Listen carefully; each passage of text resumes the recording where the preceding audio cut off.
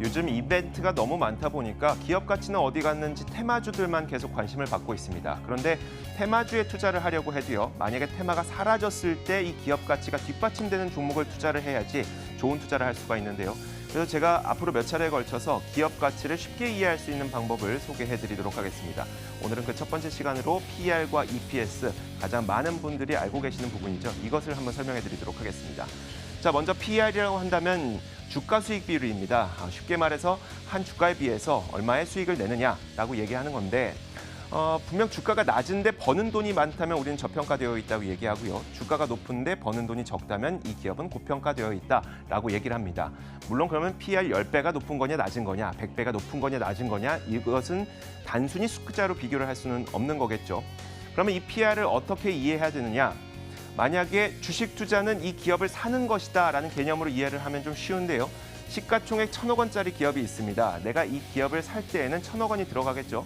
이 1,000억 원을 주고 이 기업을 샀는데 이 기업이 매년 100억 원의 이익을 낸다면 나는 이 기업을 사서 10년만 들고 있으면 원금 회수가 가능한 것이고요. 그 기업도 그대로 들고 있을 수가 있겠죠. 이 기업의 경우에 우리는 PER이 10배다라고 이야기를 합니다. 그런데 만약에 똑같이 시가총액 1,000억 원짜리 기업이 있는데 이 기업이 매년 50억 원의 이익을 낸다면 저는 이 기업을 샀을 때 20년은 들고 있어야 겨우 원금 회수가 가능합니다. 그래서 우리는 이런 기업을 PER 20배의 기업이다라고 이야기를 합니다. 그래서 쉽게 생각해서 PER이라고 하는 거는 내가 이 기업을 도대체 몇 년을 들고 있어야 원금 회수가 가능할 것인가. 10년 들고 있어야 원금 회수 가능한 기업은 10배, 20년 들고 있어야 원금 회수 가능한 기업은 20배 이렇게 이야기를 하는 겁니다. 실제로 거래소에 상장된 한 기업이 있는데요. 최근 PER 한 880배 정도로 거래가 되고 있습니다. 그러면 이 기업은 내가 오늘 이 기업을 샀을 때 880년이 지나야 겨우 원금 회수가 가능한 기업이란 얘기고요.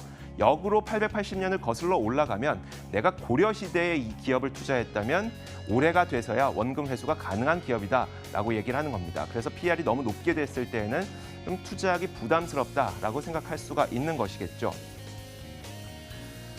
그러면 이 PER이 수백 배가 되는 정말 고평가되어 있는 기업은 절대 투자하면 안 되는 거냐? 사실 그렇게 볼 수는 없는 게요. 만약에 현재 시점에서 시가총액 1,000억 원짜리 기업이 있는데 이 기업이 올해 1억 원의 이익을 낸다면 이 기업은 PER 1,000배로 1,000년이 지나야 겨우 원금 회수가 가능한 기업입니다.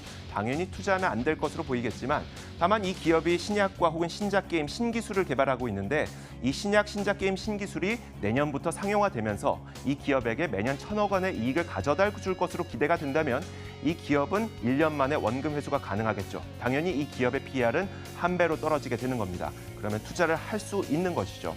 이런 식으로 이해를 하는 거고요. PER과 함께 이해하면 좋은 게 바로 EPS, 주당 순이익입니다.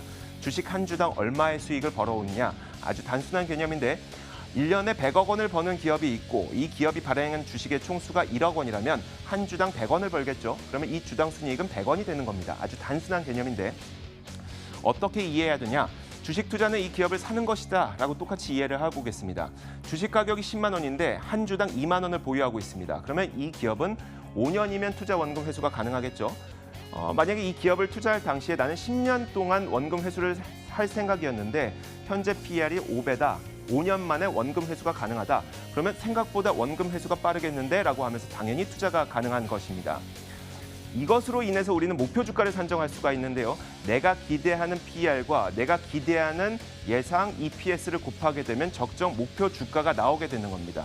그래서 만약에 10만 원인 주가가 있는데 10만 원 주가의 기업이 있는데 10년 안에 이 기업이 원금 회수가 가능할 것이다라고 생각을 했었는데 주당 EPS가 2만 원이다. 그러면 이 목표 주가는 20만 원이 되는 거고요. 근데 이 기업이 생각보다 돈을 못 벌어서 5천 원밖에 돈을 못 번다. 그러면 5만 원이 되는 겁니다. 이런 식으로 목표 주가를 산출하는 거니까 여러분들도 내가 이 기업을 산다면이라는 상상을 하면서 투자를 해보는 건 어떨까 싶습니다. 시장을 읽는 남자입니다.